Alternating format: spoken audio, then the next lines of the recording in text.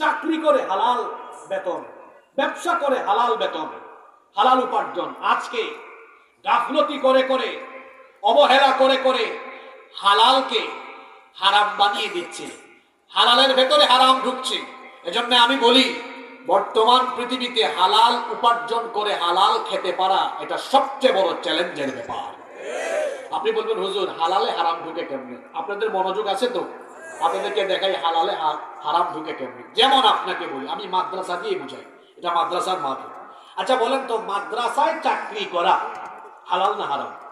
সবাই তো জানেন, বলেন না হালাল। এখানে ভালো কাজই তো করছে, ছেলে মেয়েকে পাঠদান করছে।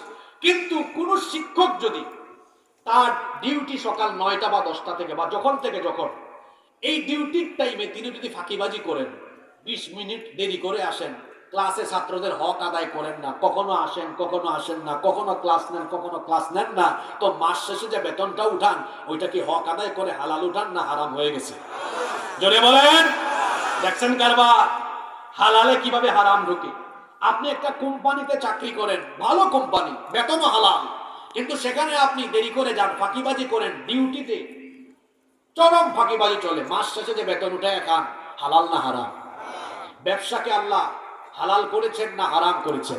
কিন্তু আপনি কি করলেন? ব্যবসায় 1 নাম্বার জিনিস আপনার দোকানে নাই, 2 নাম্বার জিনিসকে 1 নাম্বার জিনিস বলে চালাইয়া দেন। মিথ্যা বলে যে পণ্য বিক্রি করলেন, হালাল না হারাম? ব্যবসা তো ছিল হালাল, কিন্তু 2 নাম্বারই করে বানাইলেন কি? ওজনে কম দেয়, মাপে কম দেয়, এমন ব্যবসায়ী নাই তো? তারপরে পণ্য বিক্রির সময় বলে, ভাই কসম আল্লাহ আপনারে কিনা দামে দিয়ে দিলাম। কত বড় ভণ্ড, কত বড় প্রতারক! যদি কিনা দামে আপনার কাছে পণ্য বিক্রি করে, তো মাস শেষে কারেন্ট বিল, দোকানের ভাড়া কি কাস্টমারের মামু বাড়ি থেকে এনে দিবে নাকি? এটা তো চরম ধোঁকাবাজি।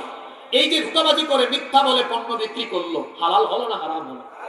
তারপরে ধোঁকাবাজি করে প্রতারণা, উপরে পচা মাছ নিচে উপরে তাজা মাছ নিচে পচা মাছ, উপরে ভালো জিনিস নিচে পচা জিনিস, এই যে প্রতারণা করলো। রাসূল কি বলেছেন? মান গাশশা ফালাইসা মিন্না, যে ধোঁকাবাজি করে সে আমার উম্মত নয়। তাহলে হালাল ব্যবসাকে গাফলতি করে কি বানায়?